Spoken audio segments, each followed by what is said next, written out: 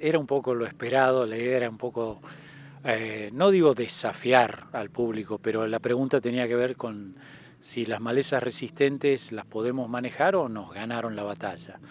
Entonces el comienzo fue un poco disruptivo en el sentido de decir, no, la perdimos la batalla, pero bueno, no es tan trágico. Un poco la idea era contar lo que nos vino pasando hasta ahora, que yo creo que sí, que hemos ido perdiendo algunas batallas, no la guerra todavía, pero como una forma de alertar de que se vienen nuevas batallas y que habría que ser un poco más racional para pelearlas. Y eso tiene que ver un poco con la temática de la jornada, es decir, si bien lo que más se hace para controlar malezas es el control químico, ya nos hemos dado cuenta que no es suficiente. Entonces, un poco la idea de decir, bueno, el famoso manejo integrado de malezas, ¿qué estamos haciendo de integrado? Y en la jornada de hoy estuvo buena porque se habló de manejo mecánico, se habló de manejo con cultivos de cobertura. Por ahí quizás vale la pena destacar nuevamente cuáles son las diferencias de concepto entre tolerancia y resistencia de una maleza.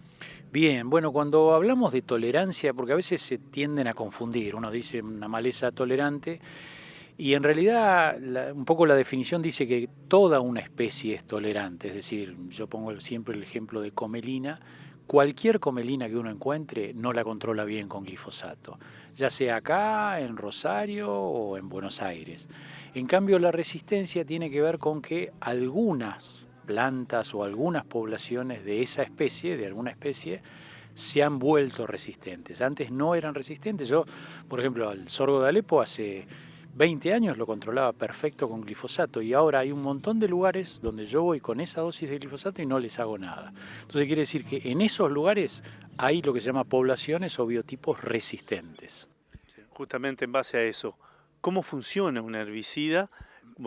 ¿Cuál es el funcionamiento y cuáles son los tipos de resistencia más conocidas hasta el momento? Mira, eso es una muy buena pregunta, porque nosotros de lo que hablamos son los mecanismos que tiene alguna planta para volverse o para tener resistencia. Hay algunos mecanismos que tienen que ver con el lugar exacto donde actúa el herbicida, que normalmente es una proteína o una enzima. Cuando le pasa algo a ese lugar, el herbicida no puede actuar, es decir, llega ahí y se encuentra con algo totalmente desconocido, entonces la planta sigue como si vos le hubieras aplicado agua. Y hay otros mecanismos de resistencia que son un poco más complicados porque tienen que ver con que el herbicida no entra bien a la planta o no se mueve bien por la planta y son más complicados porque cuando te aparece un mecanismo de esos, puede ser que no te funcione el glifosato, los graminicidas, es decir, no se trasloca varios herbicidas. En cambio, en la otra resistencia, el que te deja de funcionar es un herbicida. En estos mecanismos así más inespecíficos, a lo mejor te encontrás con herbicidas que no se pueden traslocar y son herbicidas que nunca usaste, así que es más peligrosa. Y lo escuchamos hoy y lo hemos escuchado infinidad de veces que debemos cuidar los herbicidas. ¿A qué se debe esto? Siempre digo eso no es porque uno ame a los herbicidas, sino porque no hay muchos herbicidas nuevos. Y cuando me refiero a nuevos, todos los años aparecen como si fueran nuevas marcas de herbicidas, pero cuando uno ve dónde actúan esos herbicidas, actúan en los mismos lugares donde ya actuaban los anteriores. Entonces, cuando me aparece una resistencia de un determinado, lo que nosotros llamamos modo de acción, no importa que aparezca otro herbicida nuevo de ese modo de acción, no va a funcionar. Entonces un poco la idea de cuidar los herbicidas es porque no están apareciendo nuevos modos de acción. ¿Cuál es el problema por el cual con toda la información vigente no podamos hacer la cosa como corresponde? Y esa es una excelente pregunta desde el punto de vista que no es una sola cosa, son un montón de cosas y que no tienen que ver, como yo decía en la charla, con la cantidad de información que tenemos. Yo siempre muestro el ejemplo de rama negra, que nosotros tenemos información para controlar rama negra desde que nace hasta que mide 1 metro y algo, es decir, no hay falta de información. Entonces la pregunta es ¿por qué hay cada vez más rama negra?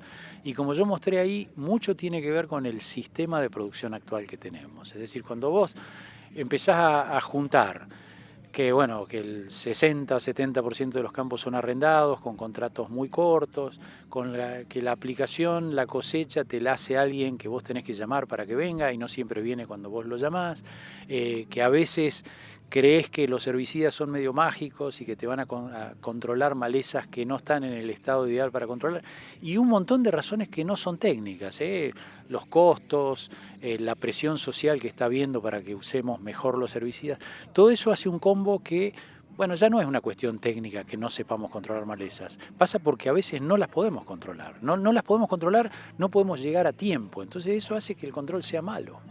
Daniel, en esta jornada lo que se hizo principalmente hincapié fue el manejo integral de las malezas. ¿Cuál es el modelo actual que se está usando, conocido como manejo integral, y a qué deberíamos ir, si se quiere? Sí, manejo integrado siempre se habló de, bueno, integrar, por ejemplo, control químico con control mecánico, con control cultural, que el control cultural tiene que ver con usar el cultivo o todo lo relacionado al cultivo para darle más competencia al cultivo para que le gane a las malezas. Entonces, si uno lo analiza en forma de tamaños de cajas, digamos, lo que más estamos haciendo es control químico. Algo de control mecánico siempre se hizo y algo de control cultural a veces sin quererlo, porque vos lo que haces es decir, bueno, yo siembro una buena densidad de soja, busco una soja que cierre rápido el surco, entonces lo estás haciendo por la soja y sin querer estás haciendo control cultural de malezas.